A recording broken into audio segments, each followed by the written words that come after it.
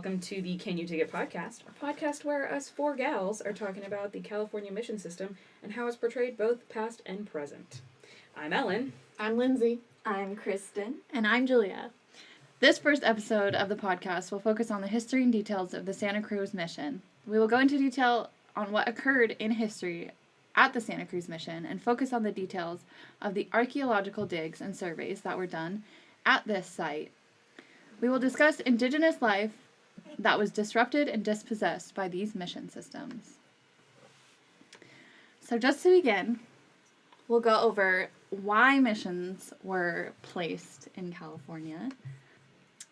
So the missions were built by the Spanish starting in 1769 to colonize the territory. 69, sorry. The missions were built by the Spanish starting in 1769 in order to colonize the territory of Alta California. And what is Alta California?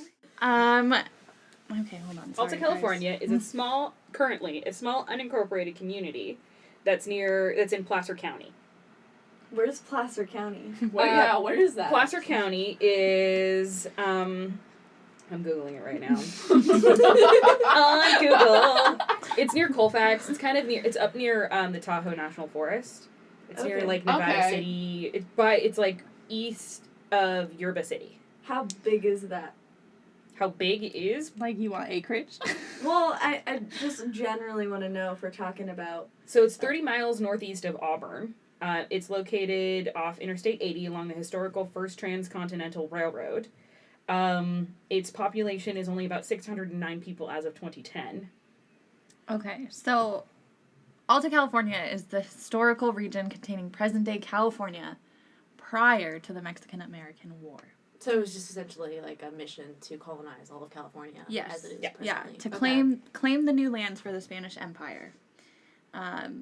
Originally, Alta California was planned to be a military colony, but there were shortages of men and money, so it made it necessary to involve the church, and that's why missions were placed throughout California. The missions were to function as economic enterprises to help financially support Spain in their colonization efforts while creating a land base in California that was stable. So the Spanish decided to bring Catholicism into Alta California to justify their conquest of this area. Well, the justification is because they had to help save the heathens and or savages that live in the current area. Heathens and savages, them lovely indigenous native people being there. So basically, the mission, specifically in Santa Cruz, the area was chosen in August of 1791. This mission fulfilled the need of gathering and controlling the indigenous Ohlone people that had not yet been drawn to the two other missions nearby, and supplying other missions with resources. The missionaries recruited neophytes, which we will define as a person who is new to a subject, skill, or belief. So,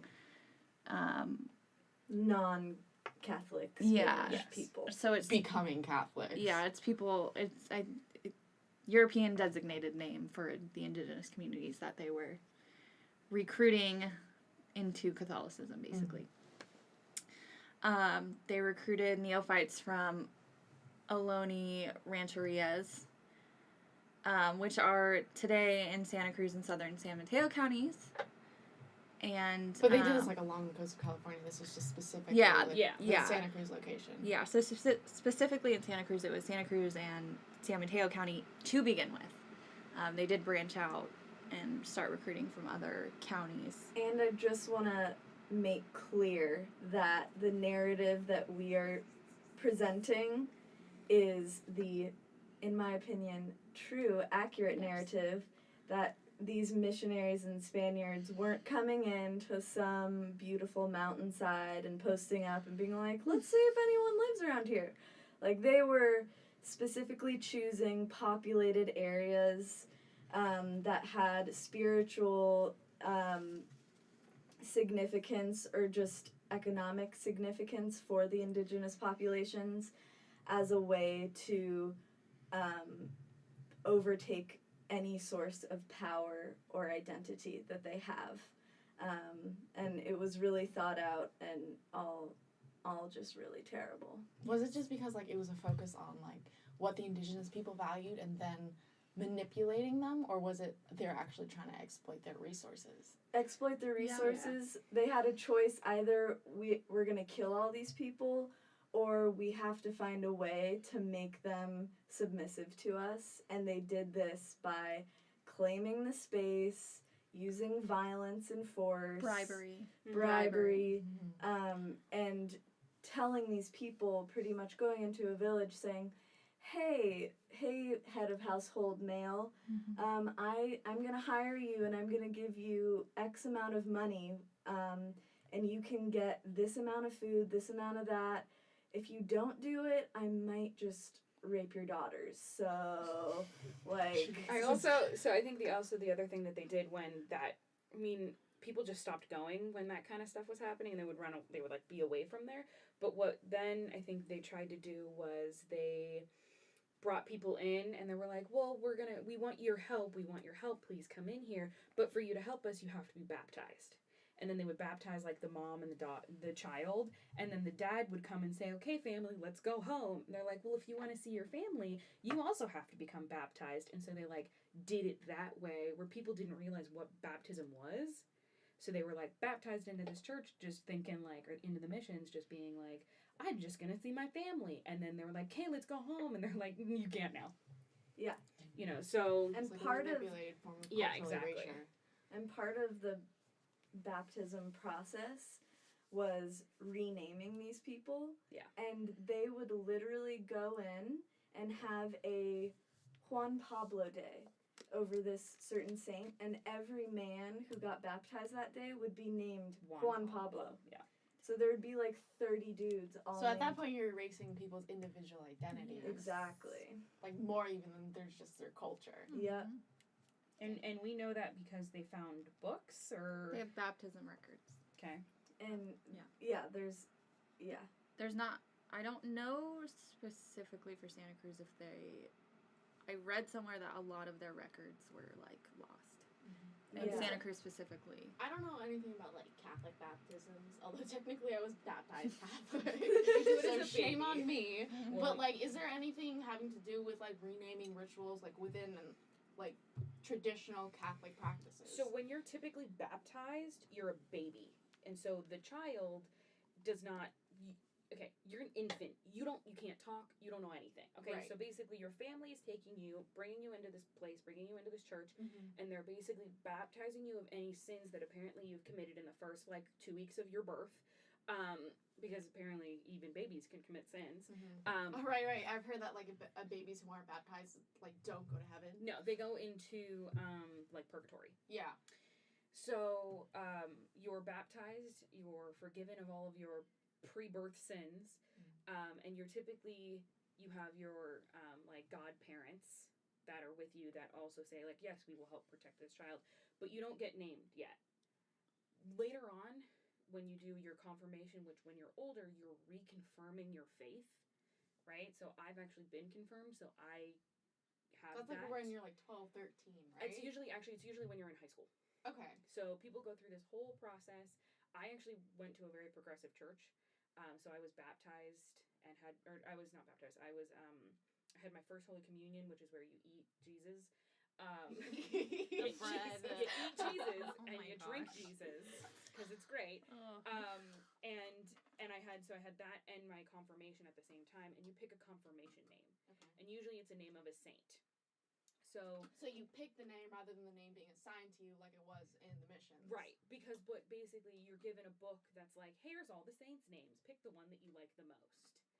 So, you know. So why do you think it was that they just, like, blanket statement, like, everybody's name? Was it a form of, like, control? Actually, like, erasing those people's identities? Yeah. Was it, like, an extension of the fact that they didn't think, like, these indigenous people had any ability to, like, understand their religion and therefore pick their own? Yeah, I mean, it probably was a little bit of both. They probably were like, well, they probably can't read because they're, you know, savages, can't read, so they can't pick a name. we can't give them the option to pick a name because then we have to tell them what it really is, and we don't want that. We just want them in. And they were like, well, because we want them in, we need them to not, we need them to not understand, and we need them to be like us. So they have to get rid of who they are. And so they get this whole new name. Okay.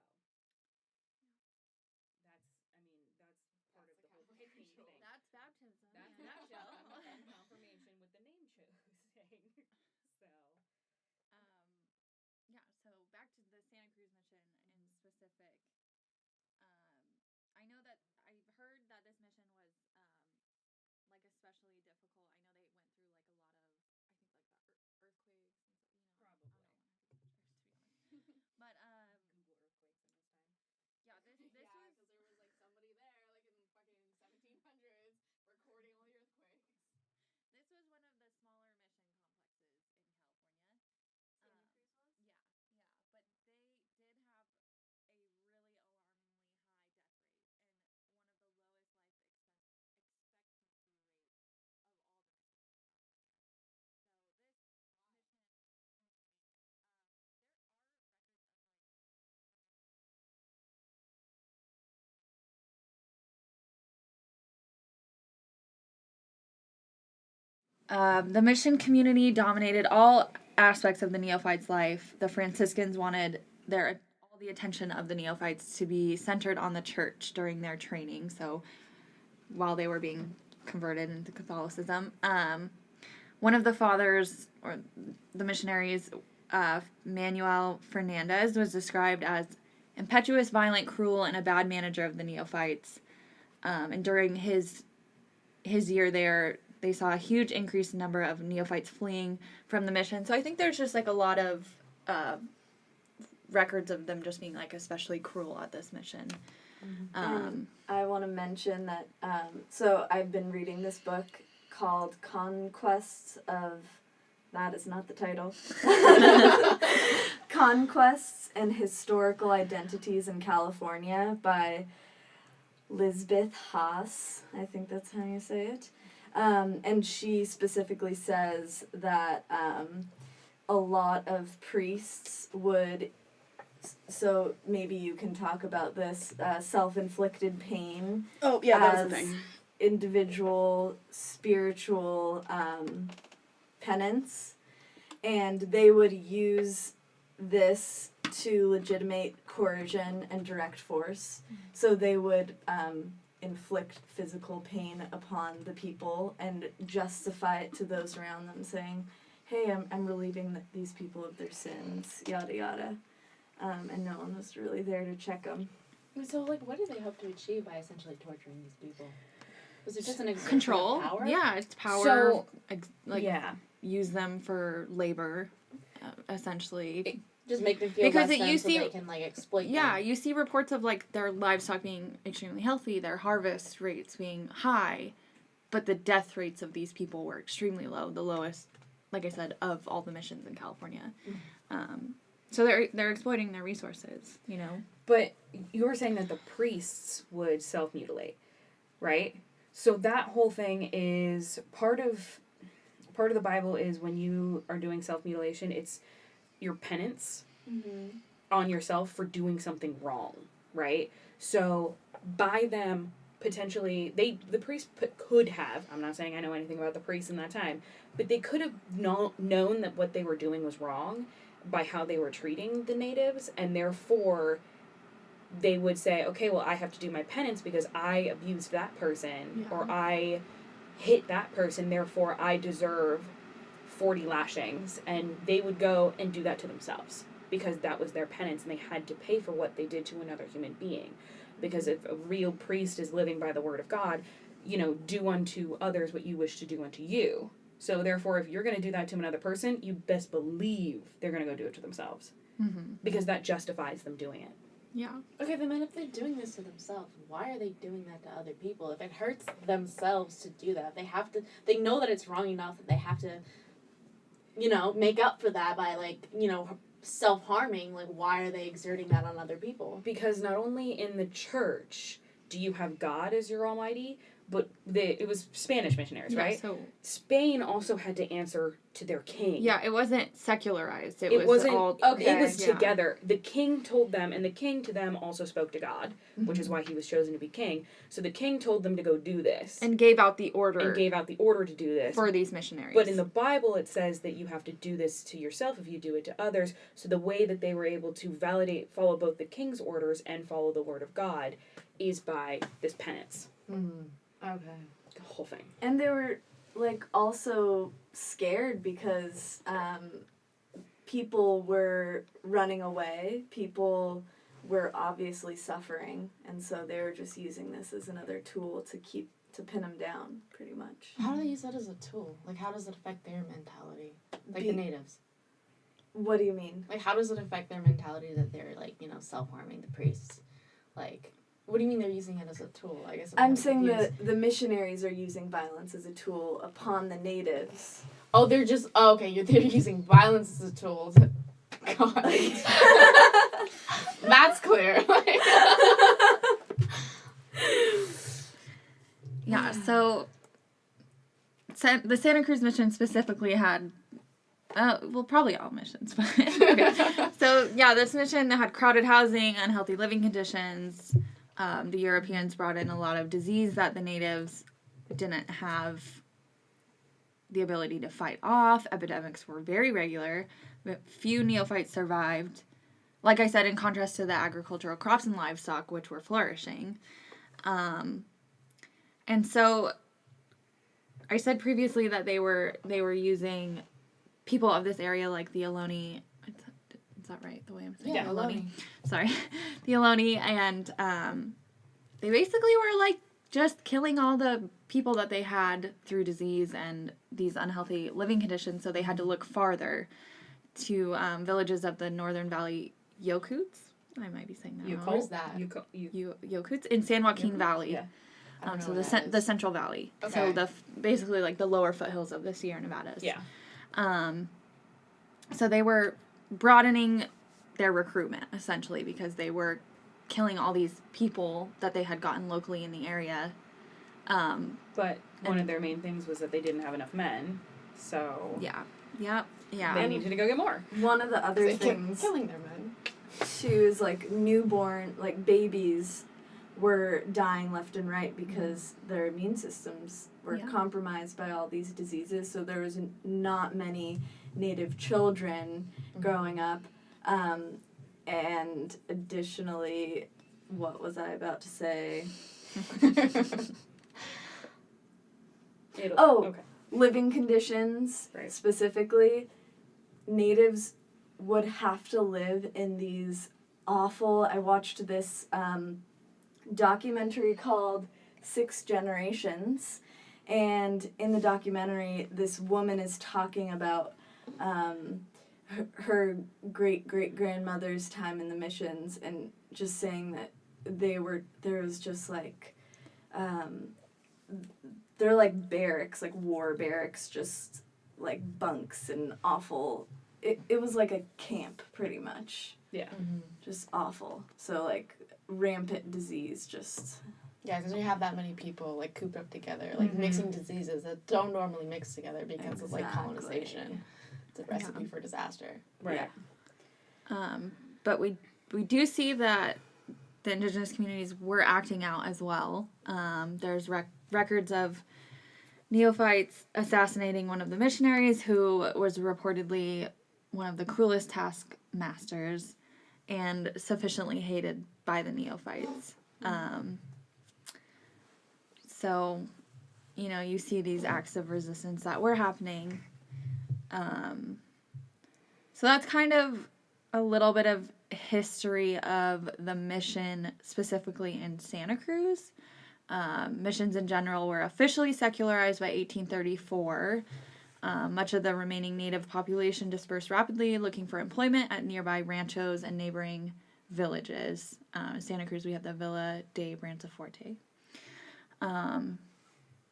So yeah, this essentially altered the lifeways of Ohlone and Northern Valley Yokuts. I'm sorry if I'm pronouncing that wrong.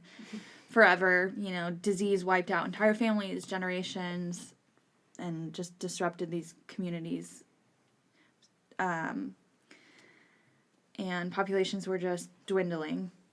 So yeah, we can jump into the archaeology that was done specifically at Mission Santa Cruz, and we can talk about what material cultures were found in regarding the native communities living here. Okay. Yeah. I won't go into detail about the archaeological investigations as a whole because it's a lot. It's a lot about the architecture, which is important, but we want to focus more on the material culture. So the investigations began in the 1930s. There was a lot of work done. Obviously, Mission Santa Cruz was eventually made into a state park. Mm-hmm. So we'll talk about, the artifacts that were recovered.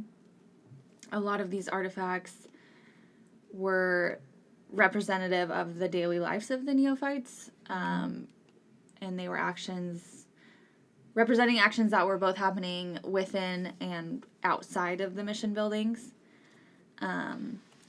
So, like, where was a lot of these artifacts located? Like, where did they find? And also, like, just for clarification purposes, neophytes, did they live on the premise of the mission generally? Yeah. So there was like sorry. It says you have in here that neophytes were expected to live within the mission compound. Okay. Yeah, they had housing. So sorry, I should have touched on that, but they did excavate housing that was recorded as specific, like housing for the neophytes living at the mission. Within the mission. So like the archaeological digs, were they within the mission and they just like located all these artifacts? Yeah. So what kind of things were they? So recovering ceramics, stone, iron fragments, glass, bone, and shell beads. A lot of like material culture, which we can go into. Obviously, a lot of architectural artifacts, like building materials. But I think that for the purpose of this, we'll not touch on the building materials. It's important, but Trash pits. like midden and stuff. So yeah, you see evidence of like their daily lives, like smoking and gaming, taking place outside. That's where they're outside of smoking their and gaming. Are these like specific practices again that are like not accepted by the churches? I think smoking is accepted. Yeah, and gaming is, but it depends upon the game. But most of the time, But gambling's not specifically. Gambling, well, you're not supposed to. And a lot of I don't know about the games specifically found, but a lot of the native people have games that are supposed to teach you things. Yeah, they're like two purposes to every game.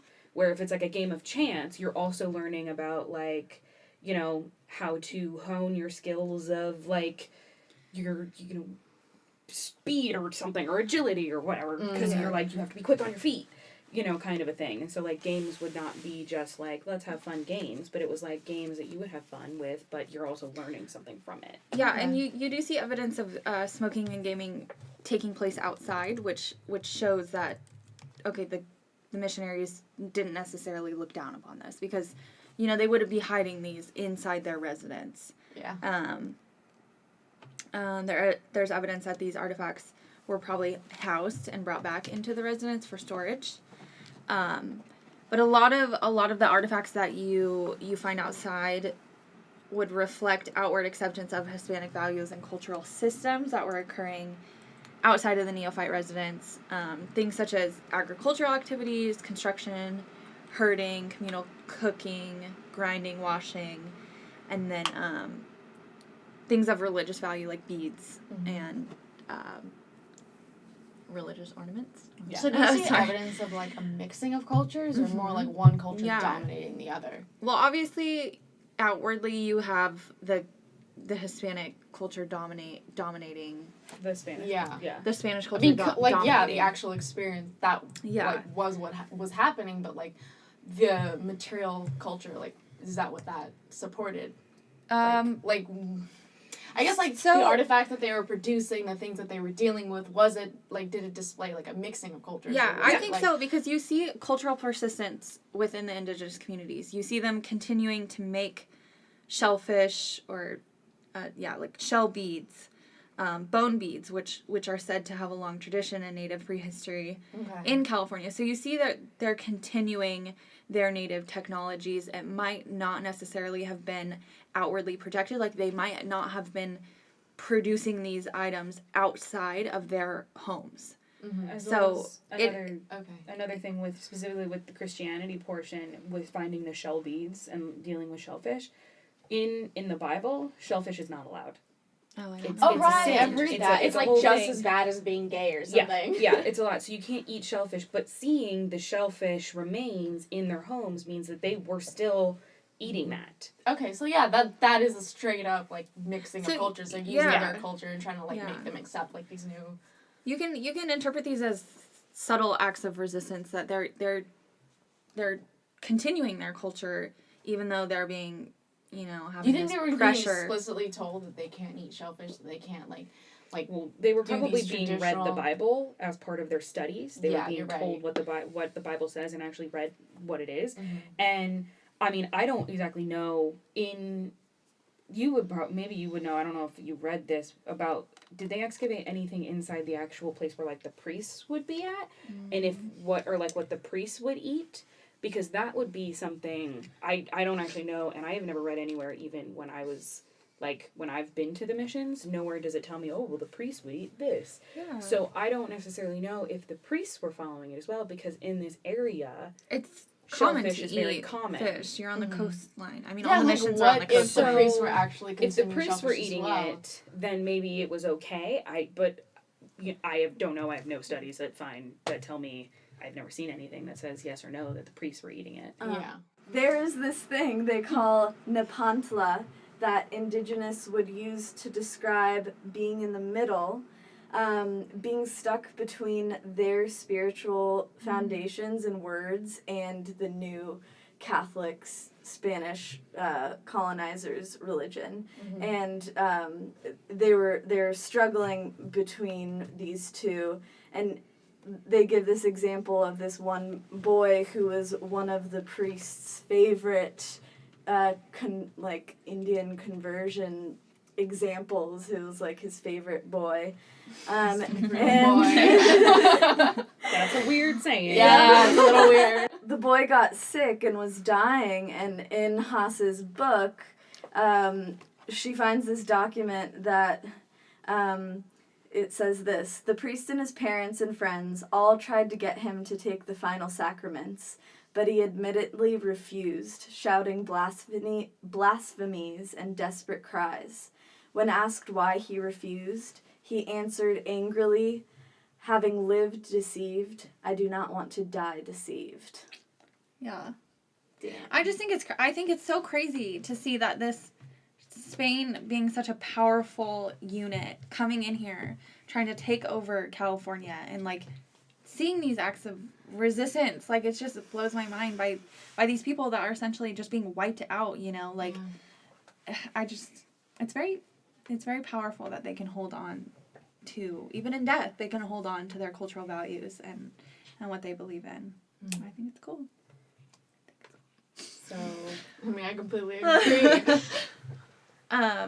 Yeah, and another thing is they maintain manufacturing stone tools. So archaeologists recovered thousands of lithic materials from Mission Santa Cruz, which is also pretty amazing Wow. because they had like livestock and farming. So were they necessarily? I wonder, were they necessarily using these stone tools actively, or were they just using it to maintain the practice? Or what stone tool? Like, what I want to know is what kind of stone tools they were used. Because, Yeah, exactly. Because weird thing, I just found the mission kitchen kind of thing, which tells you. Can I I see know that? it's kind of interesting, and it tells you that they would have cattle, sheep, pigs, chicken, and all that stuff.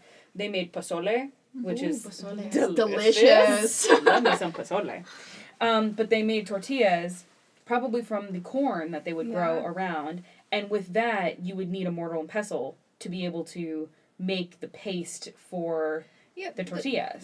those are Spanish practices as well, though. Right. Yeah. So That's literally in the middle. but for Yeah. stone tools, that could be what they were using. I don't know exactly. like what stone kind of tools. stone tools? That's Were they like so- hunting stone yes. tools or In this book, where I'm getting What book is it? information from, which is important that I should say. It's Native Americans at Mission Santa Cruz, 1791 to 1834, interpreting the archaeological record. This book was written by Rebecca Allen. Thank I you, know her Rebecca last name Allen. is Allen. Rebecca, pretty sure that's the name. You know, they did. She did go through and list the specific stone tools that were made, but I'm not gonna lie, I did not Get to that part. So yeah. Yeah. So, it's interesting all of these kind of things because we know that like the only thing that's kind of interesting, not the only thing, lots of things are interesting, but corn was not something that was found in Europe. Yeah. Actually, I've heard a lot of things about that. I've heard that, like, I've heard back the and forth. indigenous corn was, like, well, the Different. way It's they grew different. corn It's in different. indigenous America was more nutritious. They had a different method of farming, and the Europeans made a form of it that they said was more nutritious was actually lacking nutrition, and that But has a whole other thing about, like, transforming their culture. But there's a big thing that, so when I was, this is going to not be a Spain thing, this is going to be an English thing, but there's a super old church, like one of the oldest churches in England, that has images of corn, and at that point in time, corn had never been in Europe. Corn was not a thing, but how could they have images of corn if it wasn't a thing? So there's like all these things about it. Because corn came from Middle America, came from pretty much the United States. Mm-hmm. So you wouldn't be making tortillas with corn. You can't. That's not a Spanish thing. I mean, it could be. I don't know what they were doing, but it So, wasn't. like, It wasn't with corn. So I can tell you were that. those like did this is a stupid question? Maybe I should know this. Did tortillas originate in California? I mean, I don't. See, I don't know if even know. Let's look it maybe up. That's not a stupid I question. don't know if specifically tortillas, but I know maybe potentially corn tortillas did. Yeah, specifically Because because it that makes says- sense. It says on this page, it says gradually the Mexican cooking brought by the Padres blended with it says Indian, but native cooking to produce a unique California style cuisine. Yeah. Yeah. Which means they Oh, could that's- have yeah, that's learned how to make interesting. tortillas with flour instead of Okay. corn, right? They could have known, the Padres Oh yeah, could it have says known. wheat tortillas originated in Mexico. So, So that's just a fun fact for Wheat everyone. tortillas Wheat. originated in Mexico. But- So Yeah. all tortillas Where did- essentially Tortillas are from originated Central in Mexico, America. which is from here. Yeah, Spain Mexico would and have Central no America. freaking idea how to do So it. is it like, you know, how the Italians didn't really have tomatoes until like the mid 1600s, but then adopted that as part of their like original culture? Yeah. So then now like Spain has tortillas, Spain but is- it actually came from Like why Middle do they America. They just have to claim everything Yeah. for their own. They're claiming everything, yeah. I mean, that sounds like colonization. Yeah, wow, there it you is. go. It is. Well, you know, maybe that's a good spot to end our podcast end. episode number one. And colonization is actually a thing. Yeah. Just taking things for their own, You know. That was episode one for the books. Stay tuned for episode number 2.